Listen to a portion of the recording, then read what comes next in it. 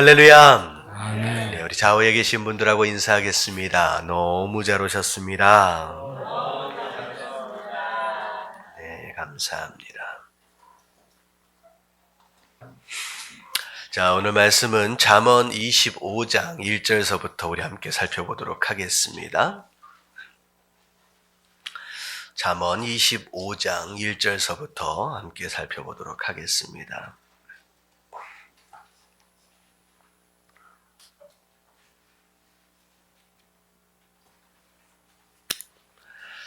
자, 25장 1절 말씀 같이 한번 읽겠습니다. 시작. 이것도 솔로몬의 잠언이요 유다왕 히스기야의 신하들이 편집한 것이니라. 네, 우리가 생명의 삶 11월 달 편을 좀 보면서 잠언에 대해서 살펴보는데 그 잠언도 이제 솔로몬의 잠언이다라고 시작을 했잖아요. 자, 오늘 25장에 나와 있는 내용도 솔로몬의 잠언이다. 그리고 언제 편집된 것이냐? 히스기야 당시에 신하들이 이제 편집해서 모아놓은 것이다라고 이 내용들을 먼저 설명을 하고 있습니다. 자, 2절서부터 이제 쭉 살펴보면요. 자, 이를 숨기는 것은 하나님의 영화요. 이를 살피는 것은 왕의 영화니라. 자, 굉장히 어려운 말씀입니다. 이게 무슨 말씀이냐? 자, 우리가 하나님의 일을 다 이해할 수 있을까요? 없을까요? 없습니다. 그래서 하나님께서 하시는 일들을 때로는 우리가 비밀과 같은 일이다라고 얘기하는 것처럼 우리 인간이 하나님의 일하시는 역사하심을 다 이해할 수 없대요. 그래서 일을 숨기는 것, 어떻게 보면 사람들로서는 다 이해할 수 없는 바로 그런 일들이 바로 하나님께서 하시는 일들이다라고 하는 거예요. 그런데 반면으로 일을 살피는 것, 숨겨진 그 하나님의 일들을 하나하나 찾아서 발견해내는 바로 그 일은 또 누구의 몫이냐? 성도의 몫이고 또 오늘 얘기하고 있는 왕의 몫이다라는 거죠. 그래서 성도는 그런 거예요. 세상 사람들이 왜 이런 일이 일어나는지는 몰라요. 세상 사람들은 이해할 수 없는 일들을 성도들만큼은 하나님의 숨겨진 그 비밀들을 말씀을 통하여 믿음을 통하여서 찾아내고 그것을 경험하는 사람들이 바로 성도의 몫이다라고 하는 것입니다. 그래서 오늘 하루하루 매일매일 살아가는 삶이 하나님께서 숨겨놓으신 보물과 같은 일들을 하나하나 찾아내어져 가는 그런 삶, 그게 바로 성도의 삶이다라는 거. 그러면 얼마나 매일매일의 삶이 재미있겠느냐라고 하는 거예요. 그래서 말씀을 보면 볼수록 말씀을 통하여 찾아지는 보물이 있는 것처럼 우리가 매일매일 삶을 살아가면서도 그 삶 가운데 숨겨진 하나님의 보물들이 있어요. 세상 사람들은 모르잖아요. 깨닫지도 못합니다. 하지만 하나님 안에 있는 우리는 발견할 수 있는 것이라는 거죠. 그래서 우리가 매일매일 하루를 시작할 때마다 무슨 생각을 하며 시작하면 되느냐? 오늘도 이 하루 동안에 어떤 보물을 또 찾아서 살아갈 수 있을까라고 기대를 가지고 하루를 사시는 저와 여러분들 되시길 주님의 이름으로 축원합니다. 자, 하늘의 높음과 땅의 깊음 같이 왕의 마음은 헤아릴 수 없느니라. 자, 지도자의 마음, 어찌 보면 지도자가 되기 전에는 사실은 이해할 수 없다는 거죠. 되어보면 이런 거예요. 부모가 되어보지 않고 부모의 마음을 알 수 없는 것처럼 부모가 되어보기 전에 부모는 이렇군 저렇군이라고 먼저 미리 말할 수 없다라고 하는 것이죠. 그래서 어떤 지도자의 자리, 내가 또 그런 나랑은 내가 가보지 못한 어떤 위치가 있다라고 한다면 미리 나도 가보지 못하고 나도 경험하지 못했음에도 불구하고 그것에 대하여 판단하고 쉽게 생각해서는 안 된다라고 하는 바로 그런 내용입니다. 특별히 왕의 마음이다라고 하는 것은 나라를 다스리는 자의 마음을 과연 누가 알겠느냐라고 하는 거예요. 그래서 대통령들끼리 만나면 그들끼리 이야기할 수 있는 내용들이 따로 있는 거예요. 그렇죠. 역대 대통령들이 쭉 있잖아요. 그러면 일반 시민들은 그들의 마음을 몰라요. 하지만 그들이 만나면 야, 내가 대통령으로 있었을 때 이랬었는데 라고 한마디만 하면 그들끼리는 서로 이해되어지는 코드들이 있다라고 하는 거죠. 되어보기 전에는 모르는 게 지도자의 마음이다라고 하는 거예요. 그래서 어쩌면 이런 말씀은 우리가 지금 대통령도 마찬가지고 앞으로 있어질 지도자들도 마찬가지고 우리가 그들을 마치 다 아는 것처럼 왜 저렇게 할까 저렇게 할까 불평하고 원망하기보다는 오히려 그들을 위해서 기도해야 하는 것이 우리 성도의 본분인 줄로 믿습니다. 예. 자, 은에서 찌꺼기를 제거하라. 그리하면 장색에 쓸만한 그릇이 나올 것이요. 자, 반대로 설명을 하면 찌꺼기를 그대로 내버려둔 은으로는 장색을 만들 수가 없다라는 거예요. 자, 모든 자들이요, 마치 은과 같은 존재라는 거예요. 근데 어떤 사람은 이 찌꺼기를 제거해 가는 사람이 있는가 하면 이 찌꺼기를 그냥 내버려 두고 있는 사람이 있다는 거죠. 근데 중요한 건 뭐냐면 나라고 하는 인생 자체를 의미 있고 가치 있고 무엇인가를 더 아름답게 꾸며줄 수 있는 그런 꼭 필요한 사람이 되어지길 원한다라고 한다면 내 안에 있는 뭘 빨리 제거하라? 찌꺼기들을 제거하래요. 그래서 제거되어진 것만큼 더 빛나게 되고요. 제거되어진 것만큼 더 아름답게 의미 있게 사용되어질 수 있다는 겁니다. 근데 또 이 말씀을 5절과 또 연결해서 보니까 왕 앞에서 악한 자를 제거하라는 거예요. 제하라. 이 얘기는 지금 4절과 5절을 같이 생각하면 자, 위에서 나오는 은은 누굴 가르치느냐? 왕을 가르치잖아요. 다시 말하면 왕은 은과 같은 존재예요. 꼭 필요하고 의미 있는 존재입니다. 근데 이 왕에게 악한 자가 들러붙어 있다라고 한다면, 소위 말하는 간신들이 붙어 있다라고 한다면 왕이 왕답게 정치를 할 수가 있겠느냐? 정말로 왕이 왕답게 정치를 할 수 있으려면 주변에 있는 간신들을 빨리 어떻게 해야 된다? 제거해야 한다. 그래서 그리하면 그의 왕위가 의로 말미암아 견고하게 세워질 것이다. 그래서 지도자 주변에 어떤 신하들이 있느냐라고 하는 것이 그 왕위를 견고하게 할 뿐만 아니라 그것으로 인하여 오히려 나라도 견고하게 되어 세워질 수 있다라고 하는 것이죠. 자, 왕 앞에서 스스로 높은 채 하지 말래요. 자, 왕이 가장 높잖아요. 그 앞에서 높은 척 한다라고 하는 것은 교만함의 모습입니다. 대인들의 자리에 서지 말래요. 자, 이거는 겸손하라 라고 하는 내용입니다. 근데 왜 이렇게 되느냐? 자, 이는 사람이 내게 이리로 올라오라 말하는 것이 내 눈에 보이는 귀인 앞에서 저리로 내려가라고 말하는 것보다 낫지 않겠느냐. 그러니까 스스로 겸손한 가운데 낮은 자리에 있다가 왜 거기 계십니까? 올라오세요 라고 하면 그 상황 자체가 어때요? 굉장히 영광스러운 자리가 되는 거예요. 근데 오히려 자기가 높은지 알고서 높은 자리에 있다가 왜 여기 계십니까? 저리로 내려가십시오 라고 하면 어떻게 되는 거예요? 굉장히 민망한 상황이 벌어진다라고 하는 것이죠. 그래서 어디를 가든 오히려 높은 자리보다는 낮은 자리를 택하래요. 제가 이런 얘기를 들은 적이 있어요. 미국에서 이제 한인들끼리 모여서 큰 행사 같은 것들을 가끔 가다가 1년에 한 번, 두 번씩 합니다. 근데 그런 것들을 할 때마다 재밌는 게 뭐냐면 꼭 자리 싸움하는 사람들이 있어요. 어디에 무슨 장, 어디에 무슨 장, 하여튼간 웬 조직들이 이렇게 많은지 장들이 이렇게 많아가지고 강단 위에다가 딱 의자를 딱 만들어 놓으면요, 먼저 높은 자리에 앉으려고 그렇게 싸움박질을 한대요. 그래가지고 거기에서 먼저 이제 얼굴이 확 불켜지기도 하고 분위기가 확 이상해지기도 하고.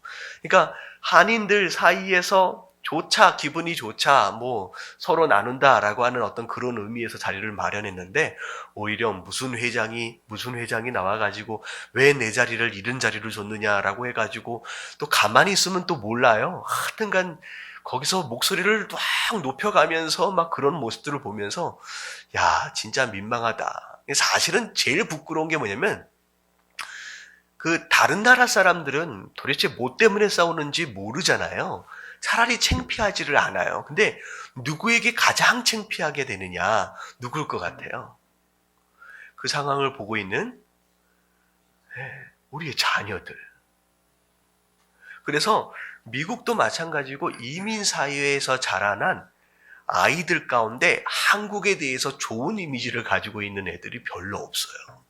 왜냐면 한인들은 항상 모이면 뭐 하는 민족이에요? 싸우는 민족이에요. 자리 싸움하는 민족으로 머리에 박혀 있는 거예요. 그리고 한인들은 항상 모이면 또 뭐 하고 있느냐? 뭔 정치에 대해서 그렇게 아는지, 모였다 하면 정치 얘기를 하는데 항상 정치에 대해서 좋은 얘기만 하는 게 아니라 뭔 얘기를 해요? 다 욕하는 얘기만 해요.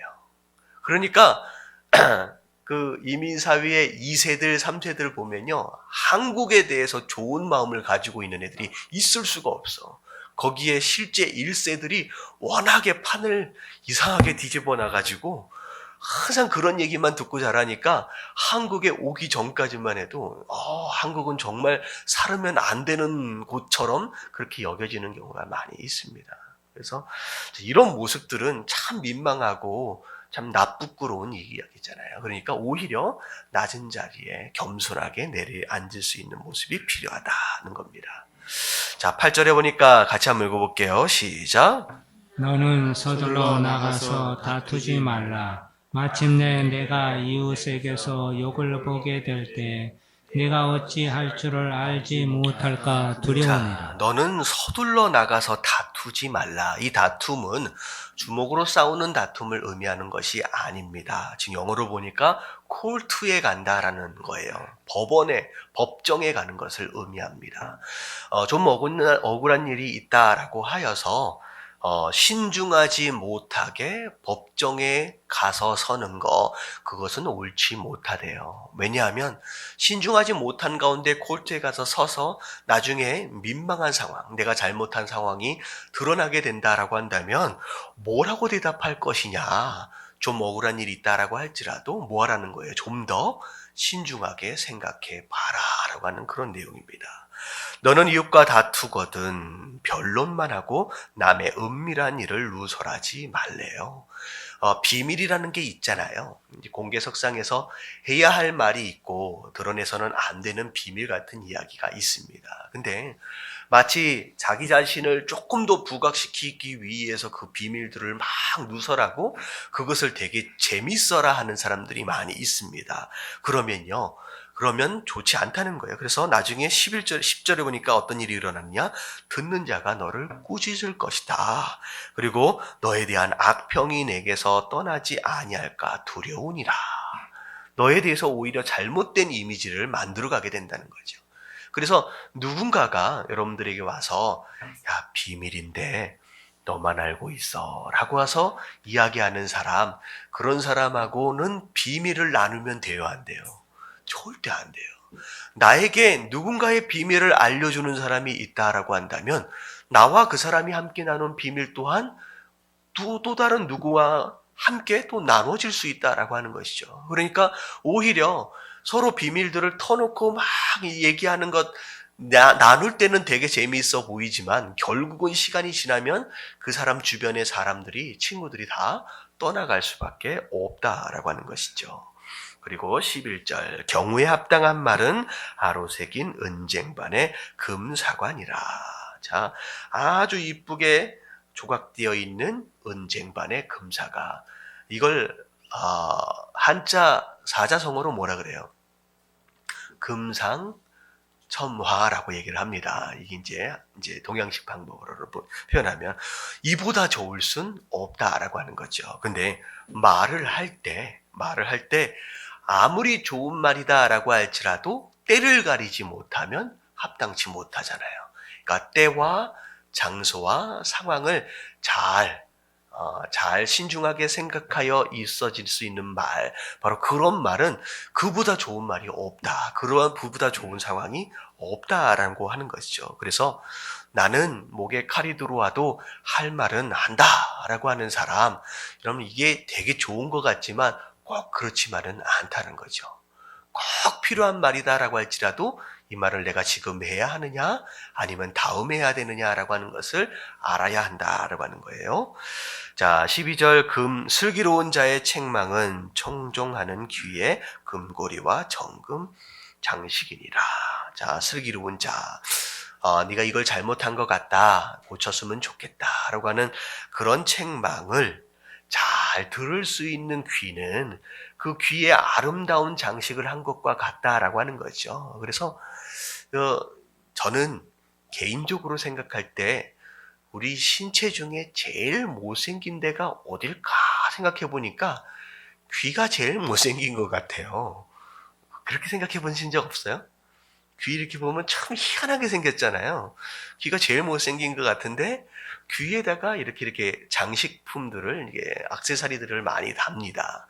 근데 귀는 중요한 게 뭐냐면 말을 듣는 것에 있다라고 하는 거죠. 그래서 좋은 말뿐만 아니라 듣기 조금 부담이 되어질 수 있는 이런 책망마저도 잘 들을 수 있는 귀, 조금 어글리해 보여도 못생겨 보여도 그 귀가 마치 액세서리를 이쁘게 달아놓은 모양처럼 이쁘게 되어질 수 있다라고 하는 것이죠. 자, 그리고 13절 말씀 같이 읽겠습니다. 시작. 충성된 사자는 그를 보낸 이에게 마치 추수하는 날에 얼음 냉수 같아서 능히 그 주인의 마음을 시원하게 하느니라. 충성된 사자. 자, 여 사자는 메신저를 의미합니다. 라이언 사자가 아니죠. 충성된 사자. 자, 이 사람은 보낸 사람이 있는 거예요. 그리고 또 보낸 사람에게 좋은 소식을 또 전해줘야 할 책임을 가지고 있는 사람입니다. 근데 이 사람이 충성되어져 있대요. 이 충성되어졌다라고 하는 것은 주인의 마음을 아는 사람이에요. 그리고 주인이 어떤 음성을 듣길 원하는지도 아는 사람입니다. 그래서 최선을 다하여 책임을 다하여 내가 전해야 할 그 소식을 전하기 위해서 심지어 목숨까지도 걸 수 있는 바로 그런 사람을 의미하죠. 근데 중요한 건 뭐냐면 그 사람이 주인에게 있어서는 어떤 사람이 되어지느냐.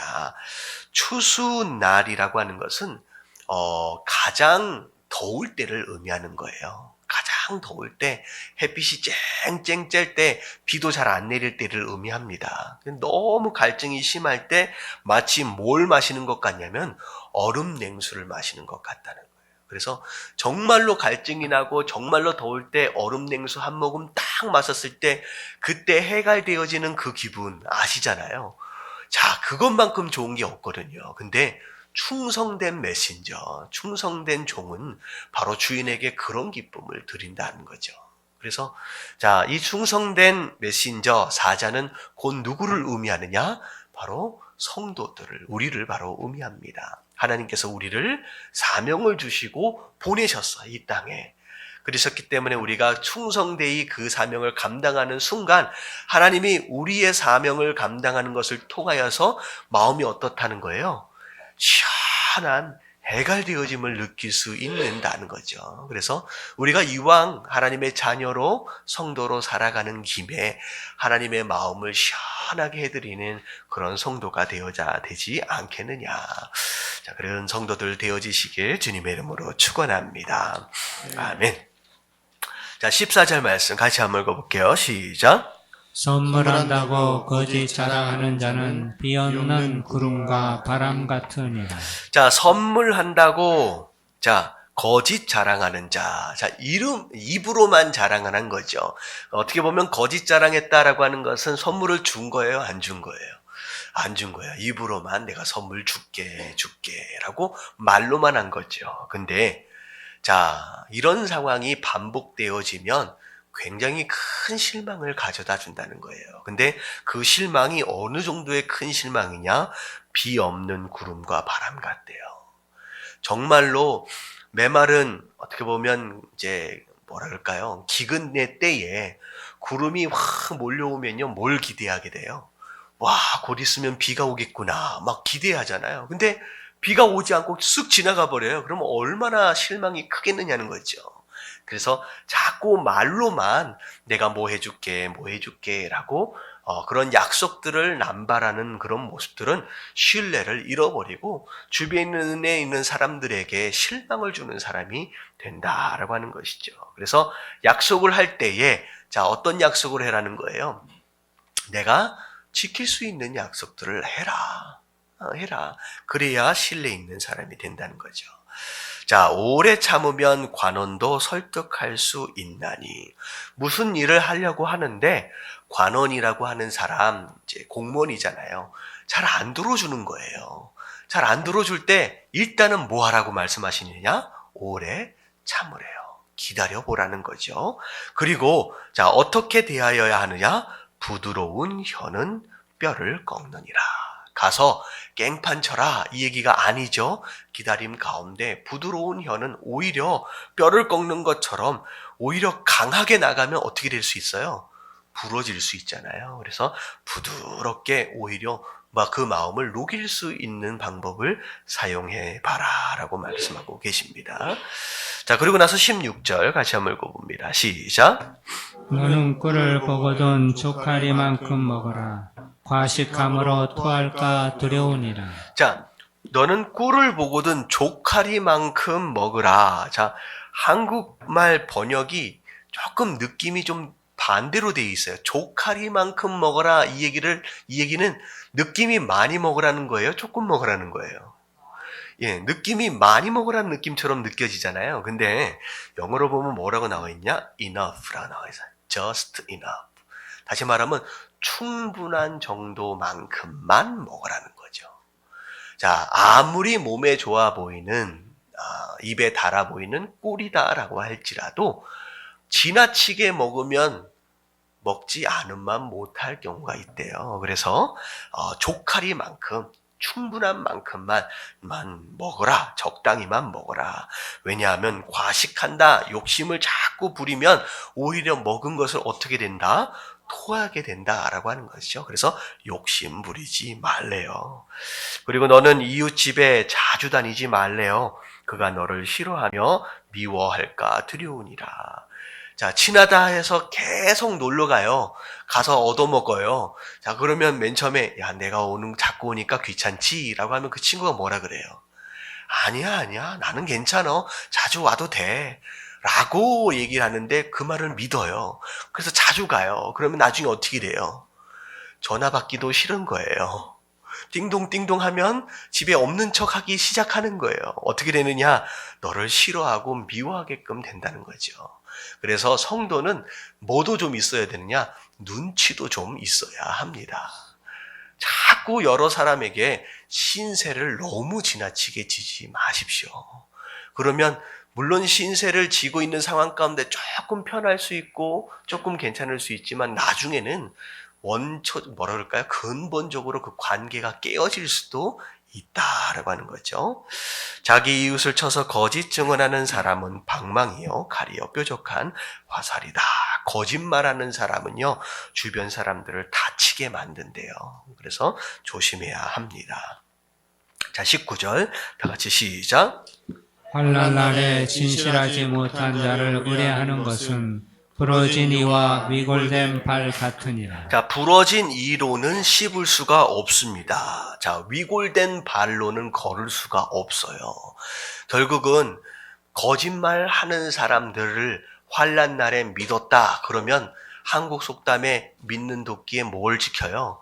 발등을 지키게 됩니다. 그래서 우리가 어떤 사람을 믿어야 하느냐라고 하는 것, 특별히 거짓말을 잘하는 사람들은 우리가 절대 신뢰해서는 안 된다라고 하나님께서 말씀하고 계시죠. 그래서 어찌 보면 18절서부터 쭉 나오는 내용은요, 어찌 보면 정직한 삶을 살아라라고 하는 것에 대한 내용입니다.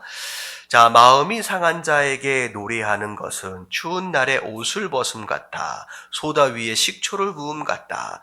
자, 추운 날에 옷 벗으면 더 추워지잖아요. 소다에다가 식초를 부으면 어떻게 돼요? 거품이 확 일어나가지고 멍 넘쳐버리잖아요. 잘못돼 버린다는 거죠. 자, 마음이 상한 자에게는 뭘 해야 돼요? 노래하면 안 되죠. 함께 위로하고 울어줄 수 있는 게 중요합니다. 어찌 보면 이게 배려라는 거예요. 그리고 어떻게 보면 세심한 관심을 의미합니다. 누군가가 어려운 상황에 있다라고 한다면 그 사람을 위로하고 다독거려 줘야 할지 아니면 어떤 조언들이 필요할지를 우리가 세심하게 고려해 볼 필요가 있다는 거죠. 예를 들어서 마치 욥의 세 친구처럼 그렇지 않은 마음이 너무 괴로워 있는 욥을 향하여서 뭐 하고 있는 거예요? 너는 분명히 숨겨놓은 죄가 있을 것이다. 고백하라라고 정죄를 막 하는 거예요. 그러면 합당한 친구의 모습입니까? 아니라는 거죠. 그리고 또 어떤 경우가 있냐면 같이 운전을 하고 가다가 잘못해가지고 사고가 꽉 났어요. 그러면 사고가 꽉 났으면 어떻게 해주는 게 맞는 거예요? 어디? 다친데? 없어 라고 물어주는 게 맞는 거잖아요. 근데 사고가 꽉 나자마자 어떤 친구는 뭐라 그래요? 그러게 내가 조심하자 그러지 않았냐고 뭐 버럭 화를 내버리는 사람이 도움이 돼요 안 돼요? 안 되는 거예요. 그래서 자, 우리가 상황에 맞는 배려와 세심한 관심, 그에 합당한 공감이 매우 중요하다라는 겁니다. 자, 내 원수가 배고프거든. 자, 나를 힘들게 만든 사람이 배고픈 상황에 처해 있대요. 망했다는 거예요.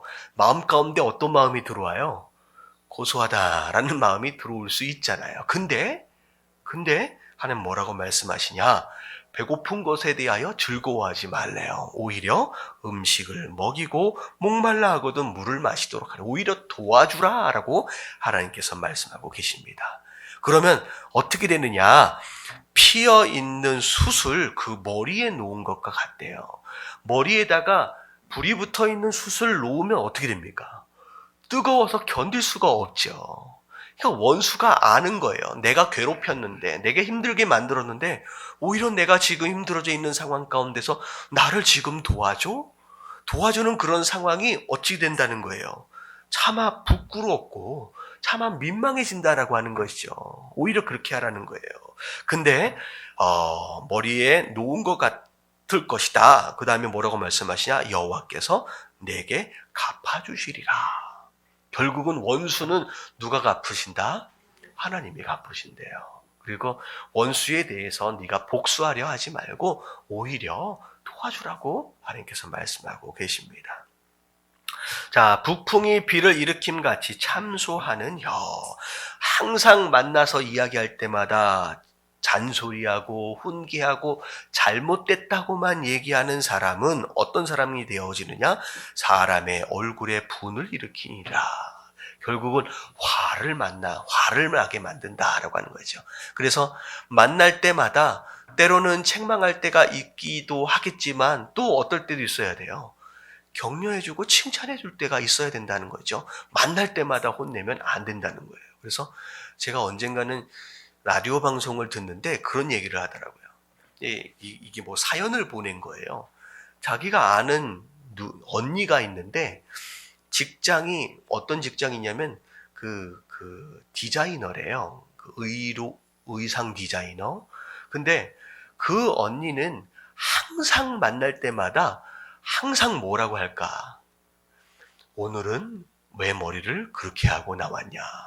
오늘은 왜 옷을 그렇게 하고 나왔냐?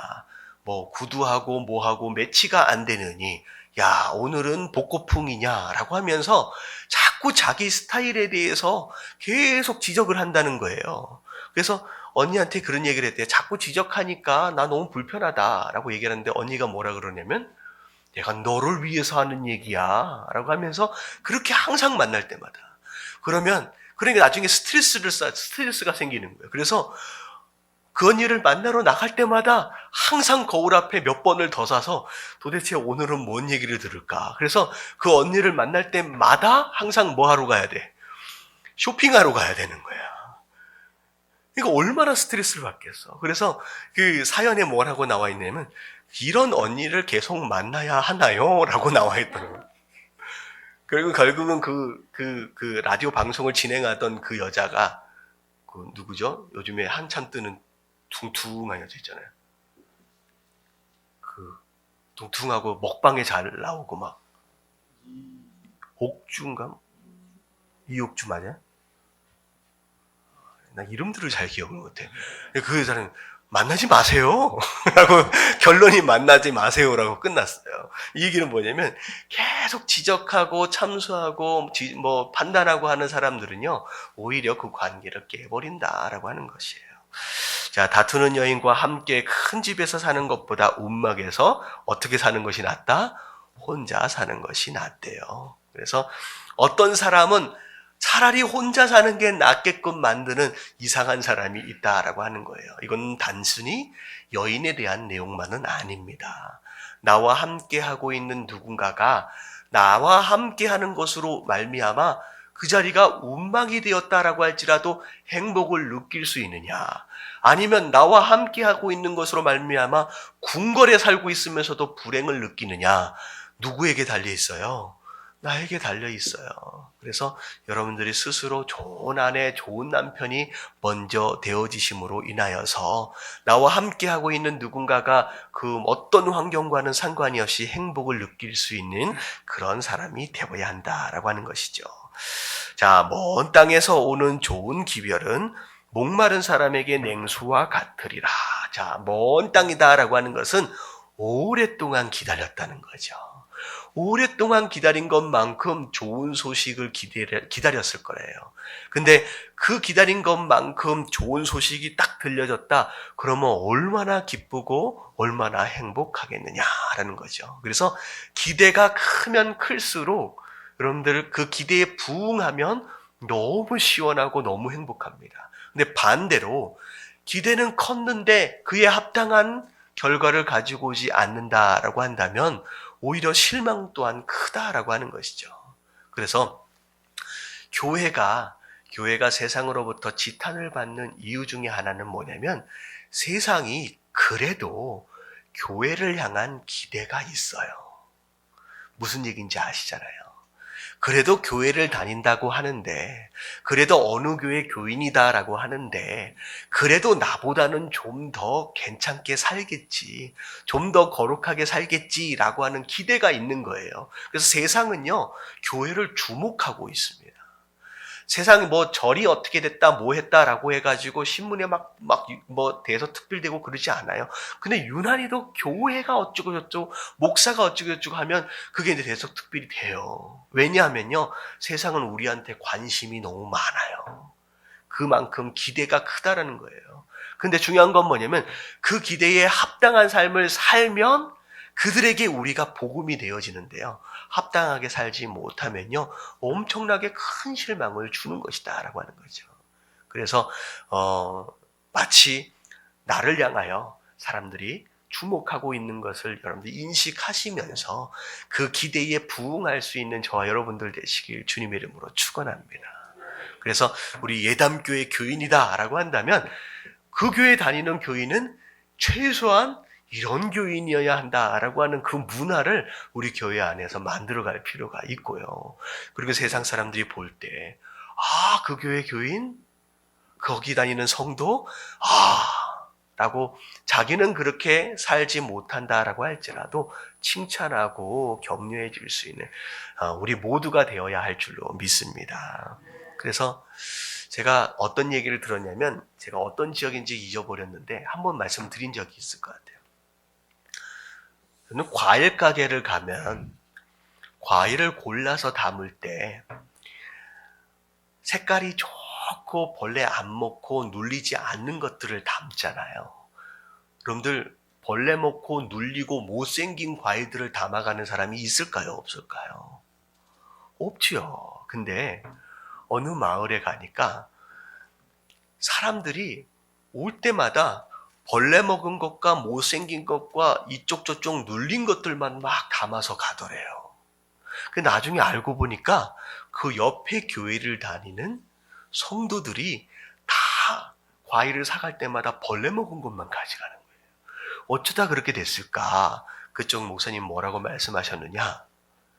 내가 좋은 걸 가져가면 누군가는 나쁜 걸 가져가지 않겠느냐? 내가 먼저 나쁜 걸 가져가면 다른 사람이 더 좋은 것을 취할 수 있지 않겠느냐? 우리가 조금 손해본다라고 할지라도 나쁜 것을 먼저 담아가자라고 하는 그런 말씀을 드렸어요. 그래서 그 마을 사람들은 과일 가게에서 어떤 과일을 짓느냐라고 하는 것을 봐서 어느 교회인지를 알아요. 아, 저 교회 교인이구나 라고 하는 것을 안다라고 하는 그런 얘기가 있어요. 자, 오늘부터 벌레 먹은 과일만 담아가라 뭐 이런 얘기가 아니라 우리가 성도로서 합당한 기대, 그 기대에 합당한 그런 삶을 살아야 하는 거 매우 중요하다라고 하는 거 여러분 깨달아지시길 주님의 이름으로 축원합니다. 자, 26절 같이 한번 읽어볼게요. 시작. 의인의 악인 앞에 굴복하는 것은 우물이 흐려짐과 샘이 더러워짐과 같으니라. 자, 우물이 흐려지면 마실 수가 없어요. 샘이 더러워지면 더 이상 의미가 없어집니다. 자, 이런 상황을 뭐라고 설명하고 있냐? 의인이 악인 앞에서 굴복하는 것을 의미하는 거예요. 이게 무슨 의미냐? 의인이 악인 앞에서 굴복했다라고 하는 것은 의인의 삶과 그 길을 포기했다라고 하는 거죠. 의인의 삶, 의인이 마땅히 가야 할 그 길을 포기한다라고 한다면 먹을 수 없는 샘, 먹을 수 없는 우물이 되어진다는 거예요. 결국은 성도의 모습을 의미합니다. 우리가 살아가야 할 하나님의 뜻이 있어요. 하나님의 도가 있어요. 우리가 어떤 상황에서든 그것을 포기하는 순간 성도로서의 가치 있는 삶을 살 수 있겠느냐? 없다라는 거예요. 그렇게 되어지는 순간 더 이상 누군가가 우리의 삶을 통하여 하나님을 만날 수도 없고요. 우리의 복음을 통하여서 그들이 해결할 수 있는 기회를 얻지 못한다라고 하는 것이죠. 그래서 끝까지 성도는 그 어떤 상황에서든 무엇을 포기하면 안 되냐? 성도의 길, 의인의 길을 포기해서는 안 된다라고 하나님 말씀하고 계십니다. 자, 27절. 꿀을 많이 먹는 것이 좋지 못하고 자기의 영예를 구하는 것이 헛되니라. 욕심이 과하면 지나치면 안 된다라는 거죠. 절제하라. 자기의 마음을 제어하지 아니하는 자는 성읍이 무너지고 성벽이 없는 것과 같으니라. 성읍이 무너지고 성벽이 없으면 어떤 자잘한 공격에도 그냥 쉽게 무너지잖아요. 그런 것처럼 자기의 마음을 잘 다스릴 수 없다라고 한다면 조금만 공격이 오고 하면 그냥 시험 들어서 넘어진다라고 하는 것이죠. 그래서 자꾸 누군가 다른 사람들을 다스리려 하지 말고 누굴 다스려라? 내 마음을 먼저 다스려라 라고 하나님께서 말씀하고 계시죠. 자, 26장으로 넘어옵니다. 자, 1절 말씀 같이 한번 읽어볼게요. 시작.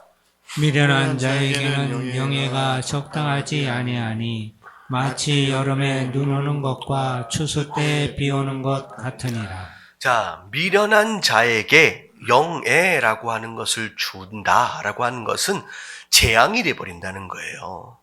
여름에 눈이 오면 뭐라 그럴까요? 열심히 자라야 할 곡식들이 어떻게 돼요?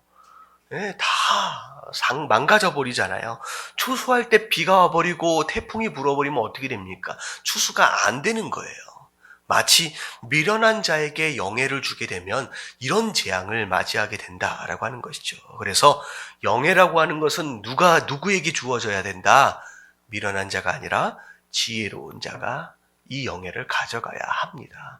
그래야 잘 나라를 다스릴 수 있게 되겠죠. 그래서 어찌 보면 지혜로운 자에게 영예가 주어져야 하는 것처럼 누구든지 나라를 다스리고 영예를 얻기를 원하는 사람은 뭘 가져야 되느냐? 지혜를 얻어야 한다라고 하는 내용이 되겠습니다.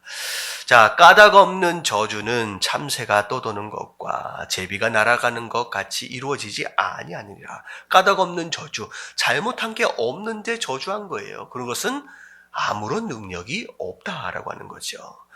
자, 말에게 채찍이요 나귀에게는 재갈이요. 미련한 자에는 뭘 대야 돼요? 등에게 막대기를 대야 됩니다. 왜냐하면 미련한 자는 듣지를 않는다는 거예요. 듣지 않는다라고 하는 건 결국은 뭐가 필요하다? 매가 필요하다는 거죠. 그래서 하나님께서는 우리 삶 가운데 다양한 방법으로 말씀하고 계세요. 여러 가지 방법으로, 뭐 간단히 얘기하면 성경 말씀을 통하여 내가 읽을 때 하나님께서 말씀하고 계실 수도 있고, 설교 말씀을 들을 때도 말씀하고 계실 수도 있고요. 아니면 주변의 다른 사람의 입술을 통하여서도 말씀할 수 있습니다. 그리고 심지어 환경을 통하여서 말씀하고 수 있어요. 근데 중요한 것은 이것저것 계속 말씀해 주심에도 불구하고 귀를 막고서 듣지 않는다라고 한다면 결국은 뭐를 들으실 수밖에 없다? 매를 드실 수밖에 없다라는 거죠. 그래서 우리가 빨리 어떻게 해야 돼요? 매를 맞기 전에 들어야 한다라는 얘기가 되겠습니다. 자, 미련한 자의 어리석은 것을 따라 대답하지 말라. 두렵건대 너도 그와 같을까 하노라. 이 얘기는 뭐냐면 미련한 자, 듣지 않는 사람을 의미합니다. 그리고 또 미련한 자는 지혜로움의 반대말이잖아요. 제가 3가지 기준을 말씀을 드렸어요. 자, 조금만 다시 정리를 하면 하나님 안에서 하나님을 경외하고 하나님 말씀에 순종하고 하나님을 의지하는 사람입니다. 자, 그것에 반대되는 사람이 하나님을 두려워할 줄 모르는 사람, 하나님 말씀에 순종하지 않고 하나님이 아닌 다른 것을 의지하는 사람, 바로 이런 사람과 함께 말을 섞고 함께 맞장구 쳐주게 되면 나중에 어떻게 된다는 거예요? 너도 그 사람처럼 닮아갈 수 있다라는 거죠. 그래서 서로 대화하는 상대마저도 우리가 분별할 줄 알아야 됩니다. 미련한 자와 대화하다 보면. 자, 그래서 이런 거예요. 초신자들 같은 경우에 막 열정이 있고 봉사도 막 열심히 하고 막 그런데 교회 안에 보면 제가 이제 그 특별한 이제 표현입니다. 소위 말하는 늙은 장닭과 같은 성도들이 있어요. 여러분, 늙은 장닭은 알을 낳아요, 못 낳아요? 못 낳아요. 근데 늙은 장닭은 존재하는 것으로 말미암아 주변에 있는 닭들이 어떻게 돼요? 예, 피해를 입습니다.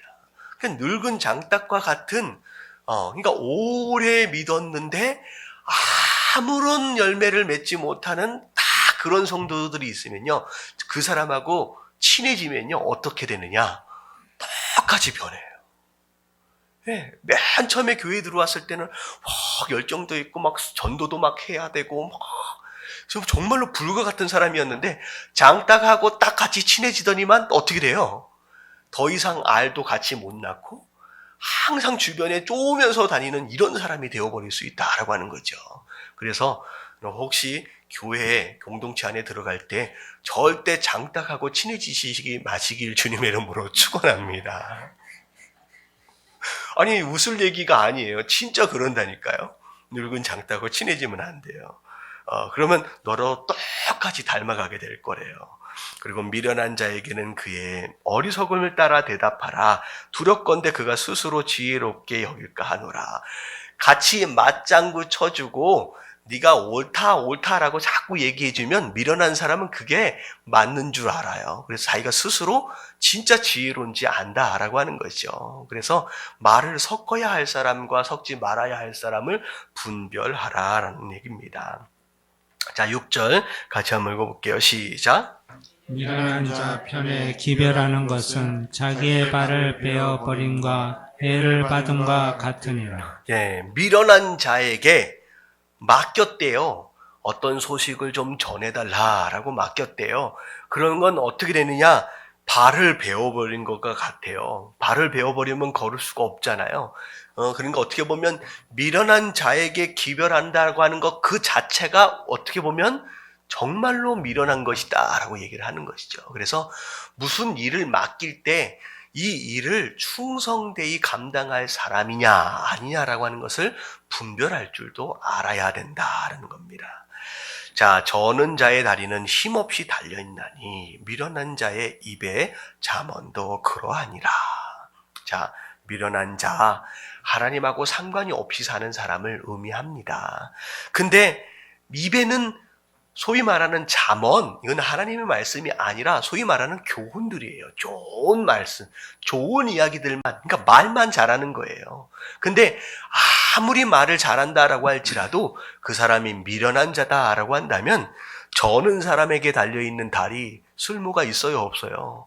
없잖아요. 제대로 걸을 수 없는 것과 같다라고 하는 것이죠. 그래서 아무리 말을 잘한다라고 할지라도 그 사람이 미련한 자냐 아니면 지혜로운 자냐라고 하는 것이 더 중요합니다. 자, 미련한 자에게 영예를 주는 것은 돌을 물매에 매는 것과 같으니라. 자, 돌을 물매에 매었다. 그럼 이거는요, 물매질은 사실 한국에서는 안 하잖아요. 한국에 물매라고 하는 것 자체가 없습니다. 저는 한 번도 본 적이 없는데, 물매는 어떻게 생겼냐면요, 긴 가죽 줄이 있어요. 그리고 가운데 요렇게 생긴 약간 주머니와 같은 넓은 가죽과 같은 이 표면이 이렇게 넓은 것을 가죽 줄에다가 가운데 붙여요. 그 다음에 이 줄 가운데서 이 가죽 주머니에다가 이 돌을 갖다가 하나를 넣은 다음에 줄 양쪽을 잡아가지고 돌리는 거예요. 그래서 돌려서 정확하게 내가 원하는 표적을 향하여 딱 멈춰서는 순간 잡고 있는 두 줄 가운데 한 줄을 놓는 거예요. 놓으면 한쪽이 쫙 풀려나가서 그 가운데서 돌고 있던 돌이 표적을 향하여 날아가는 겁니다. 근데 이게 정확하게 잘 숙련되어 있지 않으면 돌리는 순간 옆에 있는 사람이 어떤 상황이 돼요? 자, 이 돌이 어디로 날아올지를 모르는 상황이 벌어지는 거죠. 그래서 미련한 사람에게 어떤 권력과 지위를 주게 되면 그 돌이 어디로 날아올지 모르는 불안한 상황이 벌어진다라고 하는 것이죠. 바로 그런 얘기입니다. 미련한 자의 입의 잠언은 술 취한 자가 손에 든 가시나무 같으나, 술 취한 자가 가시나무를 들고서 막 휘젓고 다니면 많은 사람들이 다치죠. 그리고 장인이 온갖 것을 만들지라도, 장인이라고 하는 것은 숙련된 사람이 좋은 물건을 만든 거예요. 중요한 건 뭐냐면 잘 만들어 놓고 파는 순간 미련한 사람한테 그 파는 것을 맡기는 것은 무엇과 같으냐? 지나가는 행인에게 맡기는 거랑 똑같대요. 자, 행인에게 맡겨놓으면 어떤 상황이 벌어져요? 일단은 들고 도망가지 않는 것만 해도 다행이죠. 그리고 장인이 정말로 정성을 들인 것만큼의 가치는 행인이 알 수가 없다라고 하는 거죠. 그래서 헐값에 팔릴 수밖에 없다라고 하는 그런 얘기입니다. 그래서 지금 미련한 자 계속 나오는 내용은 미련한 자에게는 어떤 일을 맡기든 일이 된다는 거예요? 안 된다는 거예요? 안 된다는 얘기예요. 자, 개가 그 토한 것을 도로 먹는 것과 같이 미련한 자는 그 미련한 것을 거듭 행하느니라. 자, 또 어떤 사람을 미련한 자라고 얘기할 수 있느냐? 반복되어지는 실수를 계속하는 거예요. 다시 말하면 학습되어지지 않는 모습을 바로 미련한 자의 모습이라고 얘기를 하는 겁니다. 자, 실수를 했어요. 그러면 그 다음에는 똑같은 상황에서 그 실수를 하면 돼요, 안 돼요? 안 되는 거예요. 그게 학습되어진다라고 하는 것이거든요. 그래서 요즘 연말이 되어지다 보니까 이런 말 하잖아요. 같이 모여가지고 뭐 파티하고 술 먹고 하는 모임을 뭐라 그래요? 무슨 회라 그래요? 망년회라고 얘기하잖아요. 망년회. 요즘에는 망년회라는 말을 뭐 잘 쓰는지 모르겠는데 무슨 뜻이에요? 망년회. 한 해를, 망자가 무슨 망자예요? 잊어버리자는 뜻이에요. 자, 망년회, 한 해를 잊어버리재요. 여러분, 큰일 납니다. 여러분, 한 해 동안 물론 어렵고 힘들었던 것들을 잊어버리고 싶지만 여러분 반드시 기억해야 할 기억의 내용들이 있어요. 여러분, 잊어버린다라고 하는 것은 다시 말하면 다음 해 똑같은 실수를 다시 반복해서 저지를 수 있다라고 하는 것을 의미합니다. 그래서 크리스찬은요, 망년회를 하면 안 돼요. 오히려 한다면 차라리 송년회를 하십시오. 우리는 한 해를 더 자세하게 기억해내야 돼요. 내가 언제 이런 실수를 했고, 내가 언제 넘어졌었고, 라고 하는 것을 철두철미하게 기억해내서 내년에는 하나님 다시는 이런 실수를 범하지 않겠습니다. 라고 하는 새로운 결단을 가지고 2016년도를 시작해야 된다는 거죠.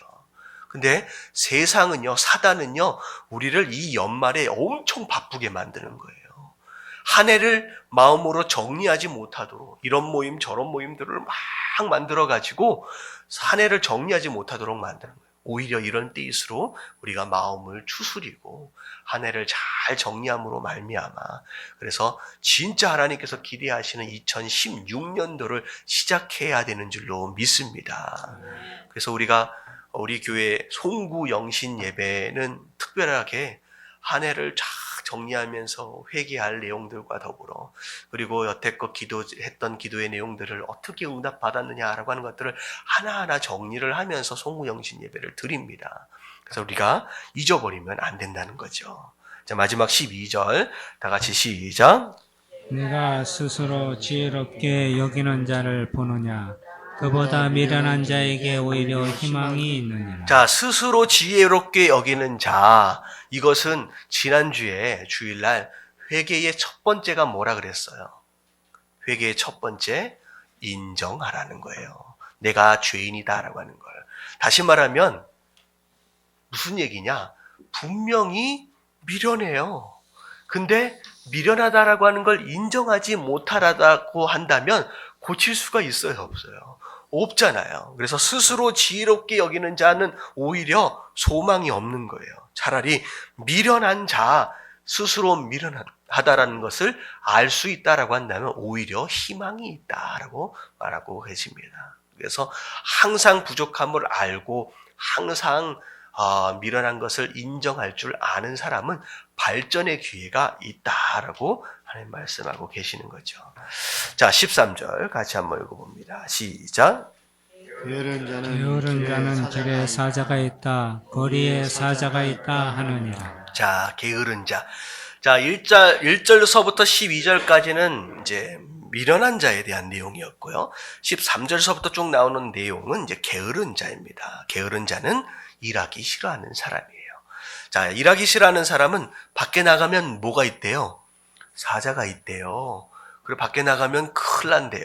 다시 말하면 자기의 게으름을 어떤 수단과 방법을 가지고서라도 합리화시키는 사람입니다. 그래서 일 못하겠고 저래서 일 못하겠다는 거죠. 자, 그래서 이런 사람의 삶의 모습은 어떤 모습이 있느냐?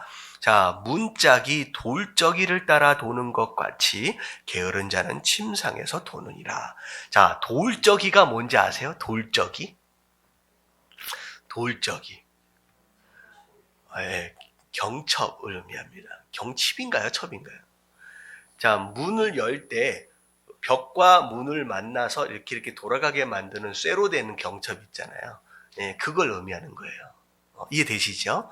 그래서 마치 경첩과 문이 항상 붙어서 왔다 갔다 돌아가는 것처럼 게으른 자는 항상 어디에 머물러 있다는 거예요? 침상에서만 돌아다닌다는 거예요. 침상에서만. 그리고 게으른 자는 그 손을 그릇에 넣고도 입으로 올리기를 괴로워하느니라. 와, 음식까지 다 차려준 거예요. 밥 차리기 귀찮다 하여 차려줬더니 차려준 밥상에 손을 넣었는데 그것마저 입에 올리기도 귀찮아한다라고 한다면 어떻게 하는 게 맞는 거예요? 빨리 죽는 게 낫는 거죠. 이게 게으른 자의 모습이래요. 자, 게으른 자는 사리에 맞게 대답하는 사람 7보다 자기를 오히려 또 뭐하게 생각한다? 지혜롭게 생각한대요. 소망이 없대요, 소망이. 그래서 제가 우리 집사님하고 이제 함께 이야기를 나누다가 그런 얘기를 나눈 적이 있는데, 저기 어떻게 조카래요, 조카. 벌써 1년째, 2년째 집에서만 놀고 있더래요. 대학교 졸업한 지가 언젠데. 그래서 간간히 원서만 쓰고 앉아있고.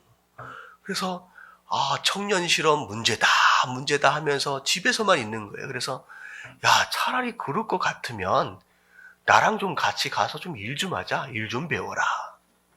하니까 뭐라 그래요? 에이, 먼지 마시면서 그런 일은 왜 합니까? 라고 하면서 집에서 계속 뒹굴고만 앉았대요. 그러고서 1년, 2년 지나가는 거예요. 여러분, 일이 없어서 일자리가 없는 게 아니에요. 뭐 하기 때문이에요? 일하기 싫어하는 거예요. 제가 이것저것 건축에 대해서 좀 알아보니까요. 와, 기술 가진 사람이요. 하루에 돈을 엄청 많이 벌더라고요. 우리 박동훈 선생님, 우리 건축해보셔서 알지만 장비 하나만 가지고 있는 사람이요. 한번 포크레인. 작은 포크레인 하나 할 줄 아는 사람 하루 일당이 얼마예요? 18만 원이에요. 야, 한번 배워둘만 할 것 같아. 괜찮은 겁니다. 근데 전부 다 어떤 직업을 원하는 거예요? 넥타이 딱 매고서 의자에 앉아서 하는 일들만을 다 원하는 거예요. 그러면서 뭐라 그래요? 그 얘기가 바로 1절이에요. 밖에 사자가 있대요. 그런 일 하면 몸이 상한대요. 뭐 하면 뭐 한대요. 별의별 핑계만 잔뜩 늘어나 놓고 내가 원하는 건 저건데 하고서 어디에만 앉아 있는 거예요? 침대만 앉아 있는 바로 그런 모습. 그건 게으름이다. 그러고 나서 사람들이 조언해주고 뭐 한다라고 한다면 그 사람들이 하는 얘기들마다 뭐래요? 다 안다는 거예요. 나도 다 압니다. 나는 더 이상 듣기 싫다는 거죠. 그럼 지혜로운 자, 게으른 자는 이런 모습으로 산다라는 거예요. 그래서 성도의 삶의 모습은 첫째 뭘 말씀하고 계시냐? 성실하게 살아라. 근면하고 성실하게 살아라. 주어진 일들을 열심히 해보라는 거예요.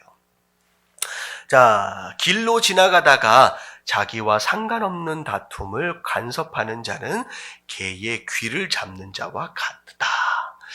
개의 귀를 잡아보신 분 혹시 계세요? 저 작은 강아지 애완견 귀를 잡으면 별거 아닌 것 같은데요. 싸나운 개의 귀를 잡으면 어떻게 될까요? 예, 물릴 수 있습니다. 뭐 해보진 마십시오. 큰일 날 수 있으니까. 근데 지나가다가 나랑 상관이 없는 다툼에 괜히 간섭하는 것은 어떤 것과 같으냐? 개의 귀를 잡는 것과 같아요. 어떻게 될 수 있다는 거예요? 물릴 수도 있다는 거예요. 자, 그래서 이 말씀을 근거하여 볼 때, 자, 상관없는 다툼에 간섭을 하라는 거예요? 말라는 거예요? 하지 말라고는 안 했어요. 하지 말라고는 안 했어요. 자, 물릴 각오를 할 수 있다라고 한다면 간섭을 하라는 얘기가 또 됩니다. 왜 제가 이렇게 설명을 하고 있느냐? 요즘에 너무 개인주의로 가는 거야. 그래서 주변에 어려운 상황들을 처해 있는 그런 상황들에 간섭하지 않습니다. 왜? 내가 뭐 할까 봐서. 내가 물릴까 봐서. 내가 당할까 봐서. 그러니까 어찌 보면 개의 귀를 잡는 것처럼 물릴 수 있는 상황이 일어날 수 있다는 거예요. 근데 어찌 보면 물릴 것을 두려워한다라고 한다면 당연히 간섭하면 안 되겠지만 필요에 따라서 물릴 것을 각오해서라도 간섭해야 할 그 어떤 때가 있을 수 있다라는 생각이 또 들어지는 거예요. 참 안타까운 게 뭐냐면 제가 어떤 뉴스를 봤냐면 길거리에서 갑자기 가다가 심장마비로 쓰러졌어요. 거의 거품을 물고서 거의 돌아가시기 직전이에요. 근데 주변에 있는 사람들이 구경만 하고 있어. 근데 자기가 내가 예전에 어디서 어딘가 근무했을 때 인공호흡 하는 것을 내가 배운 거예요. 그래가지고 그 사람이 열심히 인공호흡을 막 하면서 살려줬어. 근데요, 인공호흡을 하다 보면 그럴 수 있거든요. 갈비뼈가 금이 간대. 근데 병원에 입원해가지고 들어가 있는 상황 가운데서 그 가족이 갈비뼈가 금이 간 것으로 인하여서 고소를 한 거야.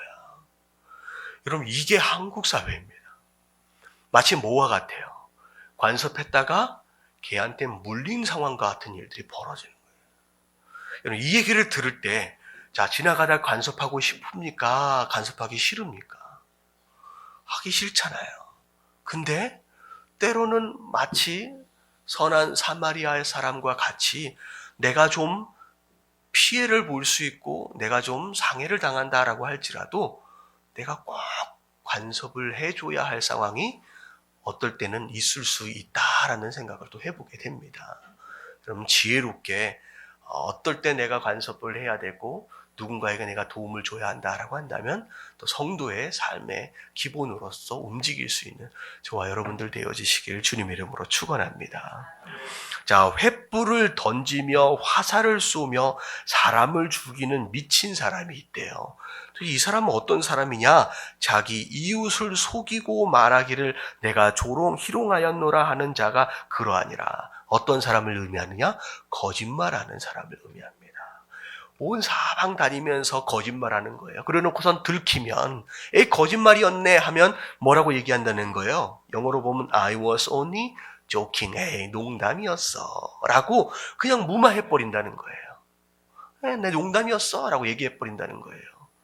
근데 중요한 건 뭐냐면 그 거짓말하는 것으로 인하여서 수많은 사람들이 다친다는 거예요. 심지어 죽기도 한다는 거죠. 그래서 뭐라고 얘기하느냐. 나무가 다하면 불이 꺼지고 말쟁이가 없어지면 다툼이 쉬는 것처럼 이 얘기는 뭐냐면 결국은 이런 분쟁과 이런 다툼이 끊어지려면 빨리 뭐가 제거되어져야 하느냐.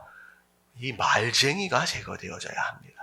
말쟁이. 그래서 자, 말쟁이는 빨리 사라져야 하고 무슨 쟁이는 있어야 돼요. 더 많아져야 돼요. 일쟁이들이 많아져야 됩니다. 특별히 이 말쟁이가 가장 많이 있는 곳이 어딜까? 어딜 것 같아요? 그럼 교회입니다, 교회. 왜냐하면 교회는 잘 들어줘. 세상 사람들은 그런 거짓말하고 막 다니면은 나중에 왕따 시켜버리거든요. 근데 교회는요, 참 마음이 착해서 잘 들어줘. 그러니까 교회 안에 이 말쟁이가 엄청 많아요. 근데 이 말쟁이가 많으면 많을수록 교회는 다툼이 끊어지지 않는 거예요. 그래서 오히려 어떻게 돼야 돼요? 말쟁이는 사라져야 되고 일쟁이들이 많아져요. 입이 바쁜 사람들은 사라져야 되고 손이 바쁜 사람들이 많아져야 된다는 거예요. 여러분 우리 예담교회가 그런 교회가 되어야 될 줄로 믿습니다. 자, 숯불 위에 숯을 더하는 것과 타는 불에 나무를 더하는 것 같다. 다툼을 좋아하는 자는 시비를 일으킨다. 남의 말을 하기를 좋아하는 자의 말은 별식과 같아서 뱃속 깊은 데로 내려가니라. 누가 어쨌다더라 누가 어쨌다더라 참 그런 말들은요 재미있어요. 소위 뒷담화라고 얘기하잖아요. 모이면 그런 얘기로 1시간 2시간 쑥 갑니다. 왜냐하면 사람이요 그런 얘기를 좋아하게끔 생겼어요. 근데 하나님 뭐라고 말씀하시냐? 그런 얘기를 나누라는 거예요? 나누지 말라는 거예요? 나누지 말래요. 그런 얘기 재밌다라고 해서 나누지 말래요. 남의 말 하는 거 스스로 판단하고 정죄하고 누가 이랬다 누가 저랬다 그러면 안 되지 이런 얘기들 서로 나눠서는 안 된다는 겁니다. 그래서 자 13절서부터 16절까지는 성실한 삶 그리고 17절서부터 20절까지의 말은 20절 22절까지의 말씀은 말에 대한 얘기입니다. 거짓말하지 말라라는 얘기예요. 자, 23절서부터 나오는 내용은 우리의 마음을 의미합니다. 마음. 온유한 입술의 악한 마음은 낮은 은을 입힌 톡이다. 자, 온유한 입술, 악한 마음. 저 속 안에는 악한 마음을 품고 있는데 입술로는 온유한 얘기를 한다는 거예요. 그것은 마치 안에는 흙으로 만들어진 그릇이에요. 톡이에요. 근데 뭘 입혔어요? 아주 싸구려 은을 그냥 입혀놓은 거라는 거예요. 그래서 겉으로 딱 볼 때는 굉장히 좋아 보이는 은그릇 같아 보여요. 온유한 말을 막 했으면 뭐라 그래요? 사람들이 야, 이 사람은 온유한 사람이구나 라고 생각한다는 거죠. 근데 나중에 서로 부딪혀보면 결국은 토기로 만들어졌기 때문에 어떻게 돼요? 깨져요. 결국은 부딪혀보면 그 안에 어떤 마음이 들어있는지 드러나게 된다는 거죠. 그래서 결국은 사람은요, 뭐 해보면 아느냐, 대화를 통해서도 알고 눈을 보는 것을 통하여서도 알지만 함께 뭐 해보면 알아요. 네, 부딪혀보면 알아요. 싸운다 좀 너무 격렬한데 부딪혀보면 알아요. 사실 일해보면 알아요. 함께 일해보면 알아요. 그러면 그 안에 톡이었는지 아니면 진짜 은이었는지 드러나게 된다라고 하는 것입니다. 그래서 실제로 이런 경우는 그 어디에서 드러나면요. 그 교회들을 보면 단기 선교를 가잖아요. 한 1주, 2주, 3주, 한 달씩 갔다 오기도 하는데 단기 선교를 청년들끼리 한번 갔다 오게 되면요. 아, 이 여자가 이 남자가 어떤 사람인지 드러납니다. 그래서 정말로 내가 좋은 배필을 찾길 원한다라고 한다면 함께 단기 선교를 한번 가보래요.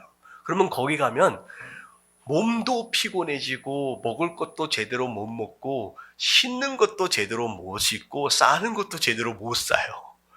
그러니까 그런 상황을 만나게 되면 뭐가 드러나게 되느냐? 그동안 아름답게 포장해놨던 이 포장지가 하나하나 거치기 시작하면서 이 안에 가리고 있던 진짜 그 속마음이 드러나기 시작하는.